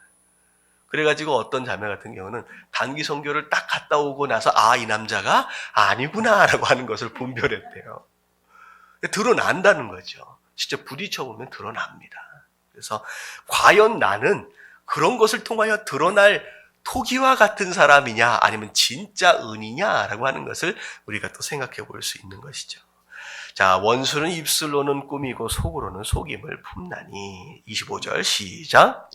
그 말이 좋을지라도 믿지 말 것은 그 마음에 7가지 가증한 것이 있음이니. 네, 마음속으로는 7가지 가증한 것 가득 차 있다는 거예요. 완전히. 자, 말만 듣고 믿지 말래요. 속임으로 그 미움을 감칠지라도 그의 악이 회중 앞에 드러나니라. 결국은 다 드러납니다. 자, 27절. 함정을 파는 자는 그것에 빠질 것이요 돌을 굴리는 자는 도리어 그것에 치일 것이다. 누군가를 어렵게 만들려고 하는 사람, 결국은 자기가 놓은 덫에, 자기가 파놓은 함정에 자기가 빠질 것이다. 자, 28절 다 같이 시작. 거짓말하는 자는 자기 해한 자를 미워하고 아첨하는 입은 패망을 일으킵니다. 자, 아첨하는 입, 결국은 패망한데요. 자, 이건 굉장히 쉬운 내용인데, 이 앞에 부분을 보면, 거짓말하는 자는 자기가 해한 자를 미워한대요. 자, 이걸 거꾸로 생각을 해보면, 누군가에게 거짓말한다라고 하는 것은 그 사람을 사랑한다는 거예요? 미워한다는 거예요? 미워한다는 겁니다. 다시 말하면 사랑하는 사람에게는 거짓말해서는 안 된다라고 하는 거죠. 그래서 누군가의 관계 안에 있을 때 누군가가 자꾸만 나한테 거짓말을 한다라고 한다면 그 사람의 진심은 나를 사랑하는 것이다, 미워하는 것이다. 미워하는 것입니다. 그게 본심이라는 거죠. 그래서 주변에 거짓말하는 사람들에 대하여 관계를 세워감에 있어서 우리가 경계할 필요가 있다라는 겁니다. 자, 27장 1절 말씀 같이 한번 읽었습니다. 시작. 너는 내일 일을 자랑하지 말라. 하루 동안에 무슨 일이 일어났는지 네가 알 수 없음이라. 내일 일을 자랑하지 말래요. 여러분들, 내일은 아직 내 것이 아니에요. 하나님께서 내 것으로 주신 시간은 어느 때뿐이냐? 지금이라는 시간뿐입니다. 지금이라는 시간뿐이에요. 결국은 내가 열심히 살아가야 할 그 시간, 내 것으로 주어진 바로 지금이라고 하는 시간뿐이죠. 내일 내가 어떻게 하겠다, 내일 무슨 일이 있을 것이다 라고 자랑하지 말래요. 어떻게? 어찌 보면 지금 당장 이후에 일어난 일들조차도 알지 못하는 제한적인 인생이다라고 한다면 우리가 어찌 내일 일에 대해서 자랑할 수 있겠느냐라고 하는 거예요. 그래서 제가 어떻게 보면 이런 면에 있어서는 겸손해질 필요가 있습니다. 그리고 제가 한 번은 주일날 이런 설명과 표현을 쓴 적이 있는데 어제 흘러간 물로는 오늘의 물레방아를 돌릴 수 없다라는 표현을 한 적이 있어요. 지금 돌아가는 물레방아는 언제 흘러내려온 물로만 가능해요. 지금 내려오는 거예요. 근데 결국은 우리 하루하루의 물레방아를 돌려가기 위해서는 바로 오늘 내가 돌리고 있는 바로 그 물로만 가능한 것이다라는 거죠. 자꾸 다른 것들, 내게 주어지지 않는 과거나 미래에 대한 것에 집착하는 것으로 말미암아 자꾸 지금 돌려야 할 물레방아에 소홀해질 수 있다라고 하는 것은 바로 그런 내용입니다. 자, 2절에 보니까 타인이 너를 칭찬하게 하고 내 입으로 하지 말라. 외인이 너를 칭찬하게 하고 내 입술로 하지 말라. 자기 자랑하라는 거예요? 말라는 거예요? 말라는 겁니다. 누군가를 만나서 이야기를 하는데 자기 자랑을 한도 끝도 없이 늘어놓는 사람, 그 사람 또 만나고 싶어요? 만나기 싫습니까? 만나기 싫습니다. 그리고 지나치게 자기가 잘한 것도 있겠죠. 근데 자기 자랑을 너무 많이 하는 사람은요, 그 자기가 스스로를 자랑하는 것으로 말미암아 자기의 가치를 떨어뜨려요. 그냥 가만히 있으면 다 알아주거든요. 근데 괜히 자기가 한번 말하는 것으로 말미암아 자기의 가치를 오히려 떨어뜨리는 사람이 될 수 있다라고 하는 것이죠. 그래서 오히려 누가 자랑하도록 하라? 다른 사람들이 자랑하도록 하라는 거죠. 자, 돌은 무겁고 모래도 가볍지 않대요. 근데 미련한 자의 분노는 이 둘보다 무겁다라는 거예요. 자, 이게 무슨 뜻일까? 돌을 들고 가는 거 굉장히 무겁고 힘듭니다. 모래주머니를 들고 다니는 것은 무겁고 힘든 거예요. 근데 내 옆에 있는 사람이 미련해요. 근데 그 사람이 더군다나 목까지 내면서 살아요? 화를 너무 잘 내는 사람이에요. 자, 그런 사람이 옆에 있다라고 하는 것은 곧 무엇과 같느냐? 이 무거운 돌과 이 무거운 모래주머니를 들고 다니는 것보다 훨씬 더 힘들게 만드는 사람이 된다는 거예요. 짐이 되어진다라는 거예요. 이런 게 있어요. 옆에 사람, 내가 함께 하는 것으로 말미암아 짐이 되어질 수 있는 사람이 있고, 내가 함께 하는 것으로 말미암아 덕을 주는 사람이 있어요. 덕을 주는 사람이 있습니다. 근데 이 사람은 미련한데 화를 잘 내는 사람은요, 정말 누구와 함께 있든 짐만 되는 사람일 수밖에 없다라고 하는 것이죠. 어디를 가든 짐이 되어서는 안 되는 줄로 믿습니다. 자, 그리고 부는 잔인하고 노는 창수하거니와 투기 앞에서야 누가 서리요. 결국은 화내고 분노하고 싸우고 하는 사람, 주변에 사람이 서 있을 수 있어요, 없어요? 다 떠나게 될 것이다 라고 말씀하고 계십니다. 자, 5절 말씀 다 같이 시작. 면책은 숨은 사랑보다 나으니라. 자, 숨은 사랑은 표현되어지지 않는 사랑이에요. 알 수 있어요, 없어요? 없잖아요. 근데 면책하는 것이 오히려 숨겨져 있어서 알 수 없는 그 사랑보다 더 의미가 있대요. 더 좋은 거래요. 여러분, 면책이 뭡니까? 면책. 자, 면은 이제 얼굴을 의미합니다. 얼굴을 마주 보고 책망하는 거예요. 무슨 얘기인지 아시겠죠? 자, 네가 잘못한 게 있다라고 한다면 뒤에서 얘기하면 안 되는 거죠. 얼굴을 마주 보는 거예요.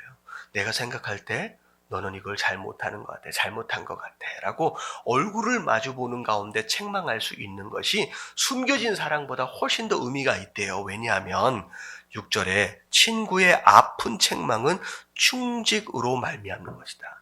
정말로 너를 사랑하기 때문에, 너를 위해서 그런 얘기를 해주기 때문에 비록 그 얘기를 들어서 아프다라고 할지라도 그게 더 좋은 것이라는 거예요. 오히려 원수의 잦은 입맞춤, 귀에 달달한 그런 말보다 훨씬 더 의미가 있다라고 하는 것이죠. 그래서 누군가가 정말로 사랑하는 마음으로 책망해 줄 수 있다라고 한다면 여러분 오히려 가치 있게 여기시고 감사할 수 있는 우리가 되어야 한다라고 하는 것이죠. 자, 7절 말씀 같이 한번 읽어볼게요. 시작. 배부른 자는 꿀이라도 싫어하고 줄인 자에게는 쓴 것이라도 다냐. 자, 배부른 자에게 있어서 꿀, 그리고 줄인 자에게 있어서의 쓴 것. 자, 배가 고픈 사람은, 자, 한국 표현에 이런 표현이 있어요. 시장이 반찬이다라는 말 이제 있잖아요. 배가 고프면 뭐든 맛있게 먹어요. 뭐든 비록 쓰다라고 할지라도. 근데 아무리 좋은 꿀과 같은 것들을 갖다 준다라고 할지라도 그 사람이 이미 배불러 있으면 먹어요, 안 먹어요? 안 먹어요. 자, 이거는 우리 어떤 마음을 의미하느냐? 하나님을 향한 마음과 말씀을 향한 마음을 의미합니다. 하나님 앞에 나아갈 때, 그리고 말씀 앞으로 나아갈 때 우리는 어떤 마음으로 있어야 되느냐? 줄인 마음으로 있어야 돼요. 이게 바로 심령이 가난한 자라고 하는 것에 대한 내용이에요. 가난한 자의 마음, 줄인 마음으로 있으면요, 그 말씀이 너무 달아요. 그리고 그 간절함으로 인하여서 그 말씀이 잘 소화가 됩니다. 근데 배불러 있다라고 하는 것은 말씀이 아닌 다른 것으로 내 배가 채워져 있다는 거예요. 내 생각과 내 고집과 내 아집과 내 고정관념과 다른 것들로 내 배를 가득 채워놓으면 아무리 좋은 꿀과 같은 말씀이 있다라고 할지라도 들어진다, 안 들어진다? 안 들어진다는 거죠. 그래서 이 세상에서 가장 큰 그릇이 어떤 그릇이다라고 말씀을 드렸느냐? 이 세상에서 가장 큰 그릇은 어떤 그릇이에요? 이런 빈 그릇입니다. 사이즈가 중요한 게 아니에요. 이 안이 얼마나 비워져 있느냐에 따라 채워짐 자체가 달라진다는 거예요. 그래서 말씀 가운데 정말로 은혜 받기를 원한다라고 한다면 먼저 너의 배를 어떻게 하라? 비워라 라고 말씀하시는 거예요. 여러분들 정말로 굶주리고 줄인 마음으로 갈급한 마음으로 말씀 앞으로 하나님께 나아가시는 저와 여러분들 되시길 주님의 이름으로 축원합니다. 자, 고향을 떠나 유리하는 사람은 보금자리를 떠나 떠도는 새와 같대요. 자, 어떻게 보면 의지할 곳이 없잖아요. 아는 사람이 없잖아요. 어떻게 보면 8절 말씀만 보면 그러니까 고향을 떠나지 말라라고 하는 이야기냐? 그렇지 않아요. 여러분들 태어난 장소에서 평생을 사는 사람이 과연 얼마나 있겠습니까? 많은 사람들이 그 고향을 떠나서 살고 있습니다. 근데 중요한 건 뭐냐면 그 밑에 내려가는 내용들이에요. 비록 가족을 떠나서 어떻게 보면 친지를 떠나서 의지할 곳 없고 기댈 곳이 없는 떠도는 새와 같은 인생을 산다라고 할지라도 누구를 만나면 되느냐? 9절 말씀 시작. 공과 양이 사람의 마음을 즐겁게 하나니 친구의 충성된 공고가 이와 같이 아름다우니. 자, 누굴 만나면 돼요? 정말로 너를 사랑해서 너에게 권고해 줄 수 있는 진짜 충성된 친구를 만나래요. 친구를 만나래요. 여러분 그런 친구를 찾으시길 주님의 이름으로 축원합니다. 여러분 신앙생활은 혼자 하는 게 아니잖아요. 내가 쓰러지고 힘들 때 나를 붙잡아 줄 수 없는 사람, 그걸 붙잡아 줄 수 있는 사람이 없는 사람은 오히려 저주받은 사람이래요. 우리 주변에 그런 사람이 있어야 해요. 그리고 사실 그런 사람은 어디서 찾아야 돼요? 이런 교회 안에서 찾는 거예요. 성도 간의 교제는요, 다른 것을 위한 교제가 아닙니다. 다른 목적으로 있어지는 교제는 여러분들이 이런 거예요. 성도는요, 딱 두 가지 목적을 위해서 모여야 돼요. 두 가지 목적을. 첫 번째는 예배를 위해서 모여야 되고, 두 번째는 사역을 위해서 모여야 합니다. 그 외에 다른 목적으로 모이기 시작하면요, 어떤 모임이 되어버리느냐? 네, 세상에 동호회가 돼버려요. 그래서 만나면 맛집 찾아다니고, 만나면 놀러 다니고, 이러면 이게 교회가 되면 큰일 나는 거예요. 제가 친해지면 좋지만 여러분 그런 식으로 친해지면 안 돼요. 예배를 통하여 친해지고 사역을 통하여 친해지는 것으로 말미암아 진짜 내가 쓰러지고 자빠졌을 때 붙들어 줄 수 있는 영적인 친구가 이 안에서 생겨져야지 건강한 성도의 삶이 되지, 다른 곳으로 자꾸 모이기 시작하면 교회가 굉장히 어려움을 당하게 된다라고 하는 것이죠. 그래서 그런 친구를 찾아라. 정말로 너를 위해서 권고해 줄 수 있는 친구. 자, 그래서 10절 다 같이 시작. 내 친구와 내 아비의 친구를 버리지 말며 내 환난 날에 형제의 집에 들어가지 말지어다. 가까운 이웃이 먼 형제보다 나으니. 네, 가까운 이웃 옆에서 친구처럼 권면해 줄 수 있는 사람이 멀리 1년에 한 번 볼까 말까 한 그런 형제들보다 훨씬 더 가치 있고 의미가 있다라고 말씀하고 계시죠. 자, 11절 보니까 내 아들아 지혜를 얻고 내 마음을 기쁘게 하라. 그리하면 나를 비방하는 자에게 내가 대답할 수 있으리라. 자, 아들 보고 하는 얘기예요. 솔로몬이 네가 지혜로운 아들이 되었으면 좋겠대요. 그리고 너의 지혜로운 삶으로 말미암아 나에게 기쁨을 줬으면 좋겠다는 거예요. 근데 솔로몬이 뭐라고 얘기하느냐? 그리하면 나를 비방하는 자에게. 자, 왕인데요. 왕을 욕하는 사람이 있대요. 왕을 힘들게 만드는 사람이 있다는 거예요. 여러분, 지도자의 자리는 바로 그런 겁니다. 그래서 제가 한번 말씀드린 것 같은데, 역대 대통령 가운데 지지율 50%를 넘겨본 대통령이 누구 있나요? 저는 거의 본 적이 없었던 것 같아요. 심지어는 20% 이하로도 내려간 대통령이 있잖아요. 그 얘기는 뭐냐면 대통령 잘한다라고 칭찬해주기보다는 대통령 못한다라고 욕하는 사람이 국민 가운데 더 많다는 얘기가 되는 거예요. 그러니까 마음이 얼마나 힘들겠느냐는 거예요. 그 자리에서. 왕이 그걸 경험하고 있는 거예요. 나를 힘들게, 내 마음을 힘들게 만드는 사람이 있대요. 근데 그런 어려운 상황이 있다라고 할지라도 내 아들만큼만 지혜롭게 나에게 기쁨을 줄 수 있다라고 한다면 내가 어떻게 하다는 거예요. 할 말이 있고 내가 행복해질 수 있다는 거죠. 그러면 자녀가 부모에게 주는 힘은요, 대단한 겁니다. 그렇잖아요. 그래서 어찌 보면 좋은 아들, 좋은 자녀가 부모에게 힘이 되고 또 좋은 부모가 자식에게 힘이 되는 것처럼 가까운 관계 안에서는 서로가 서로에게 짐이 되기보다는 힘이 되어지는 관계들이 되어야 한다. 이게 바로 건강한 관계입니다. 자, 슬기로운 자는 재앙을 보면 어떻게 해요?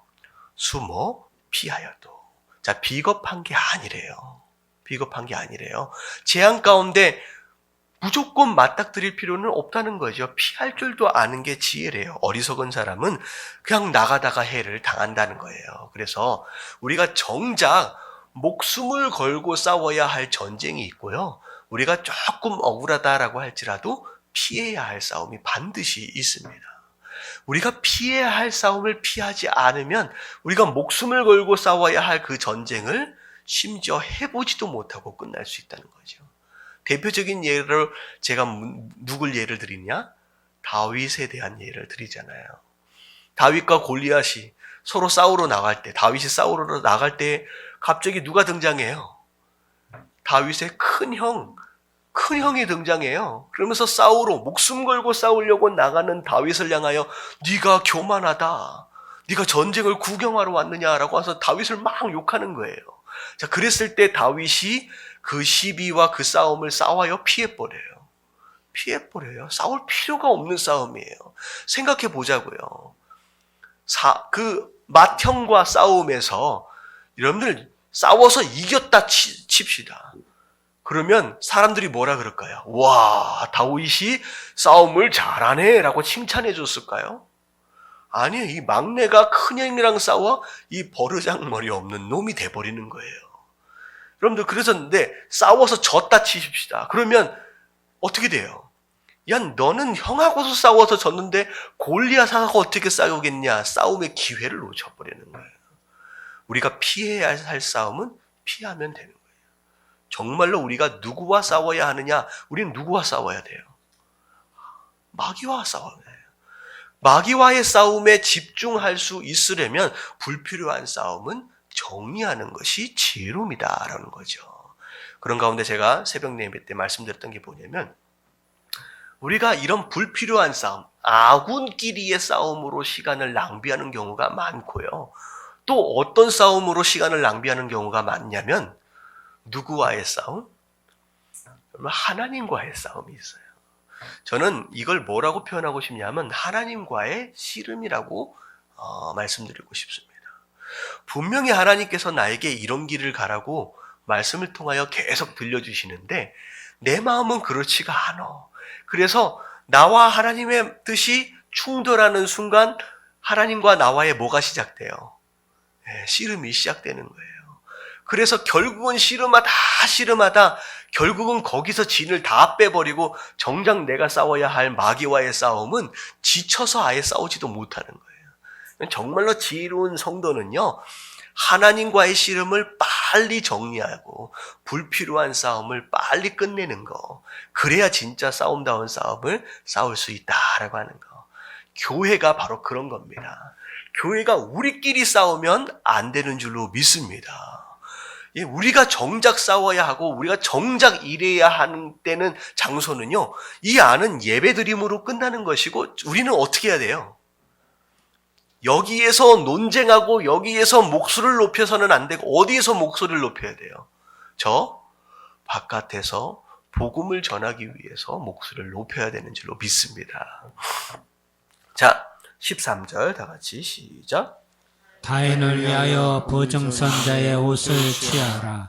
외인들을 위하여 보증선자는 그의 몸을 볼모 잡을지니. 자, 보증서지 말라. 도대체 몇 번이나 나오는지 모르겠습니다. 네 인생 너도 잘 모른다. 누가 네 인생을 스스로 책임진다 할 수 있겠느냐.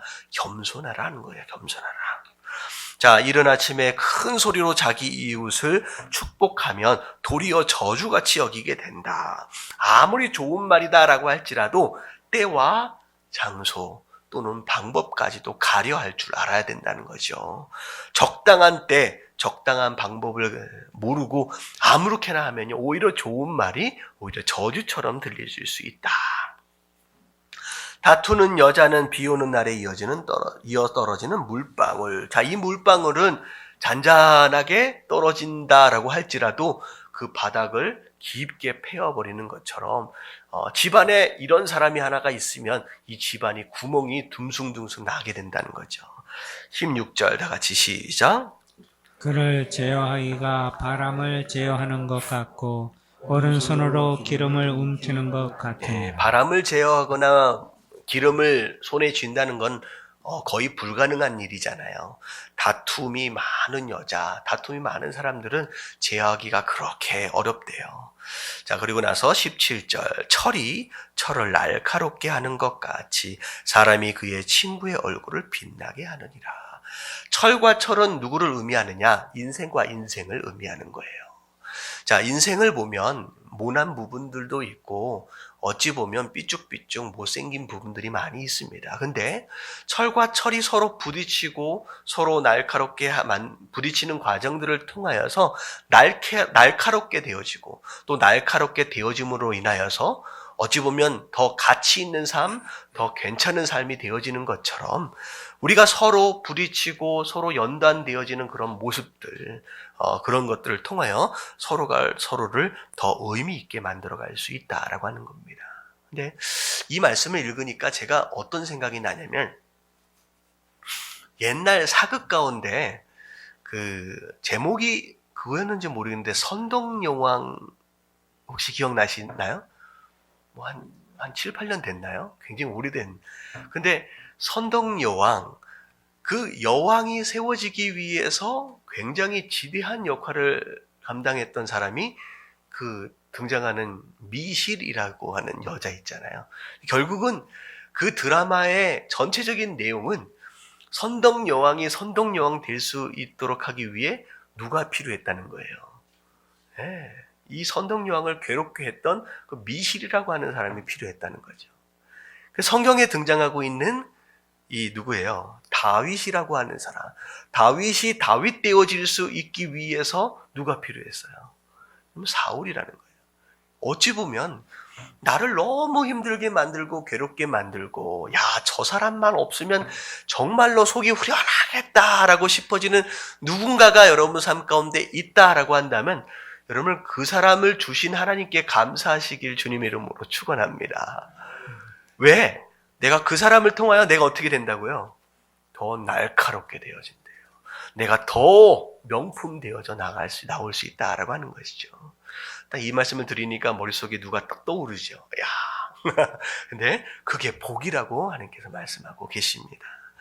자, 무화과 나무를 지키는 자는 그 과실을 먹고 자기 주인에게 시종 드는 자는 영화를 얻을 것이다. 하나님께서는 수고한 자들에게 그 열매를 먹도록 하신다는 거죠. 결국은 하나님께서는 그 수고되어짐을 헛되이 여기지 않으시는 거예요. 그리고 하나님께서는 그렇게 하나님께서 채워주시는 겁니다. 자, 19절 말씀 같이 한번 읽어볼게요. 시작. 물에 비치면 얼굴이 서로 같은 것 같이 사람의 마음도 서로 비치느니라. 자, 한국말 표현이 조금 어색해요. 이게 무슨 뜻일까라고 좀 애매한데 영어를 보면 되게 쉽습니다. 자, 마치 뭐와 같냐면 자, 물에 얼굴을 싹 들이대면 물에 뭐가 비쳐요? 내 얼굴이 비치잖아요. 그런 것처럼 어떤 사람의 삶을 보면 그 삶에 뭐가 비추어 나온다? 그 사람의 마음이 비추어 나온대요. 그래서 이 사람이 어떤 마음을 품고 있는지를 알려면 그 사람이 지금 어떤 삶을 살고 있느냐라고 하는 걸 보면 된다는 거예요. 되게 쉽잖아요. 그런 거예요.